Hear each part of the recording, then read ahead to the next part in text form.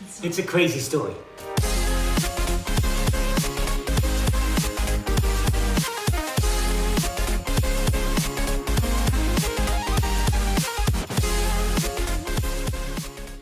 Hi, Hi, I'm Jori. I'm Marilia. I'm from Netherlands. I'm from Brazil, and we have an Instagram account for our travel called Home on Wheels. We were traveling through, we're traveling full time since 2018, the middle of 2018.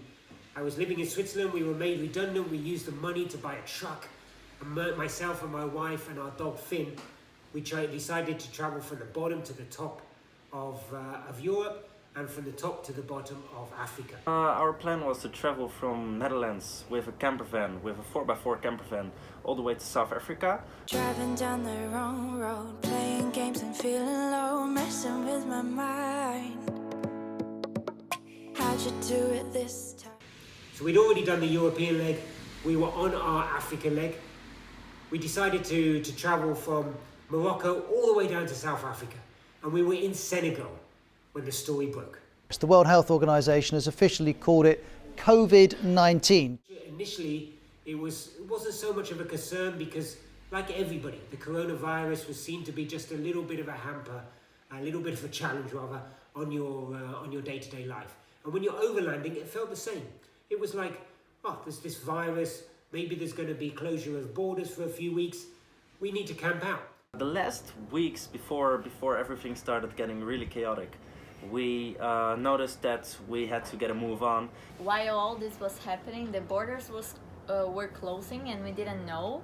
Actually, we didn't know before, Yeah. and then we kind of noticed, okay, this is really serious. The borders are closing because of coronavirus. So we decided to pick the Ivory Coast as the place we were going to camp out for maybe 2, 3, maybe even 4 months while this thing blew over. So we made it to the Ivory Coast border with Guinea, and after a lengthy process of checking everything, we were allowed in. Unfortunately, we had some harassment from some of the people who were considering that the virus was coming from Europe.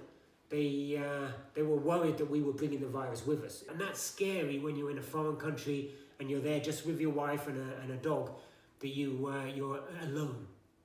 So we decided to group together with other overlanders and have safety in numbers, and we found a safe haven in a place called Sosandro, which is on the coast, the southwest coast of the Ivory Coast. What a beautiful place. You could be there, in exchange you could help build the campsite. Yeah. So we thought, why not? We came together with 17 of us from all over Europe and actually Brazil. There was 5 Brazilians, 4 Germans, Austrian, a Spaniard, a French, all over. I'm British myself, etc. So lots of different people, all coming together with the community to create a whole new campsite that hadn't existed before. It was very nice the first day, and we helped the guys clean up the camp there, and Yeah. it was really a startup, so there were not a lot of facilities. We cut down the vegetation to make it flat. We tried to put in running water to make some sanitary facilities, and we were buying from the community all our vegetables and bread and doing communal cooking, etc. To be honest, it was quite idyllic.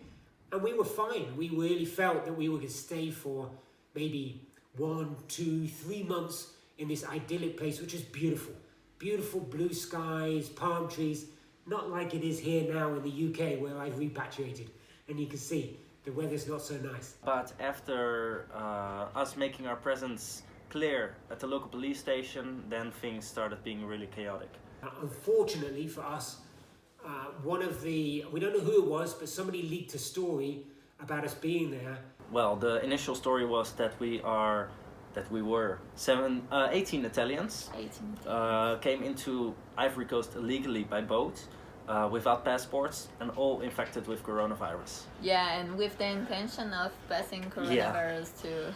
Exactly, that was us. Yeah. And that news blew up. Understandably, if you were living there and you found the 17 Italians had come to your country illegally to try to escape a virus, you'd be pretty upset. The Yeah. situation was really huge because it wasn't just few people talking about us. It was on Facebook, on police Facebook. It went across to to Benin, it went across to Senegal, it even landed in France and in Brazil as well. People calling us terrorists and saying that we should be killed, Those kind of things. It became a whole political issue, so they wanted us out of there. So the government decided to move us across to Abidjan. Picture this, 17 overlanders, 7 overlanding trucks or overlanding vehicles, all going across to Abidjan in convoy with the police. 27 officials came to manage this process. It was huge. It was pretty amazing. And when we landed up in Abidjan, we got great hospitality. The local government was really hospitable. They treat us pretty well. It was the first time that Yeah. somebody from the government was treating us good. And they were very nice to us. They gave us a lot of good food. So after being completely mistreated in Sassandra, we arrived in Abidjan and we even received food.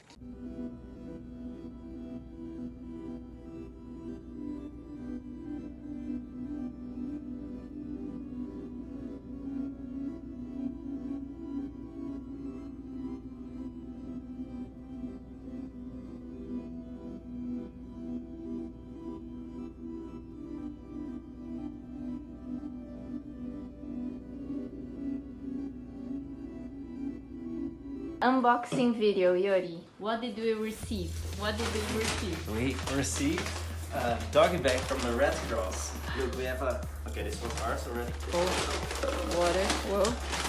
We have sandwich, Brazilian embassy sent us. Coke, Coke. new water, New water. a warm meal. A warm meal. Do you want to see what it is? I wanna see what it is. Wow, Wow. chicken and... Put. It's Right. different. We can share. Oh, and a very nice mix with some vegetables and sauce, Because we wanna be healthy. a bread, and an apple. Wow. Food and, well, we stayed there for one day and then we didn't really know what was going to happen. But then suddenly we needed to leave because actual corona patients were coming in. It went very senior because we had 7 different nationalities, all with their security compromised. We had the ambassadors from Brazil, from all over Europe and from the UK, all talking to each other. They even set up a WhatsApp group between all the ambassadors because they had to manage the situation with these 17 people who were potentially in a life-threatening situation. And then we dispersed. So some of us went into accommodation that was available. Some of us didn't have accommodation, had to find accommodation. But we landed up in different parts of Abidjan. We were lucky with the Brazilian embassy then.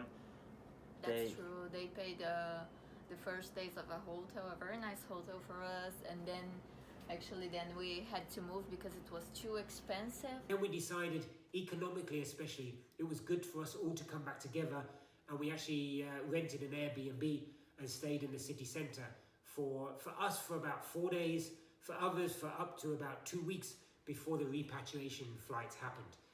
In Abidjan itself, in the city centre, I don't think we were that seriously, our security was that seriously compromised, but the logistics of trying to get out of the country and where to put a vehicle. After knowing that we couldn't get out of there with the Brazilian embassy, that seemed impossible. The Ministry of Foreign Affairs and the Immigration and Naturalization Services. Yeah, and my embassy sent a letter to the Dutch government saying we cannot take care of her, can you please help? If something happens, they will be held accountable. And then actually they started doing something and they wrote a letter at 1 at night. We got the letter that she was approved saying with new information about our situation, about everything that we already delivered. They didn't even look into it until I threatened with holding them accountable. That repatriation took a little bit of time, about a week to 10 days for everybody to leave. I think there's actually one Brazilian still in the Ivory Coast, but everybody else has now left. Our truck is 14 tons, 9 meters long, not the easiest thing to park. So we have now found somewhere, we did find somewhere while we were there to park it. Thank goodness I'm married to such a lovely lady who's also Brazilian, because they really did look after us, which was lovely. Pretty much everybody has decided to go back to Africa to pick up vehicles and obviously continue their journey.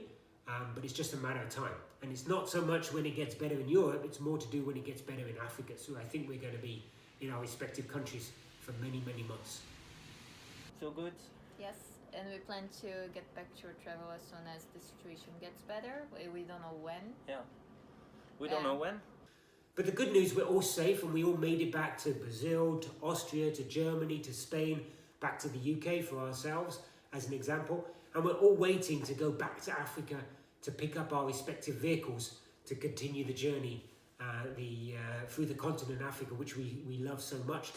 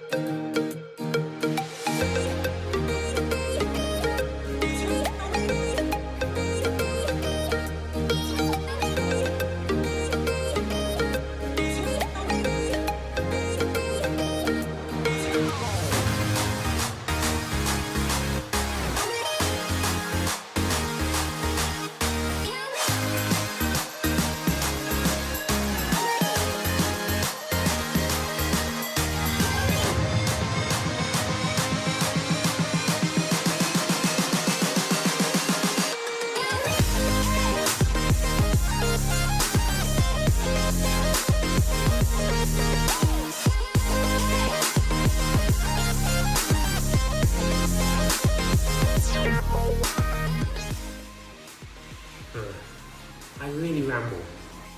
Did I hit touch on the dramatic bits? I'm just trying to think how the video is going to come together.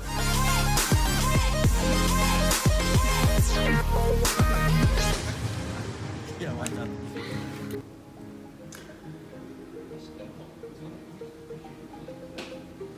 I should send you something about my wife. I haven't talked about Lucy at all. Goodbye.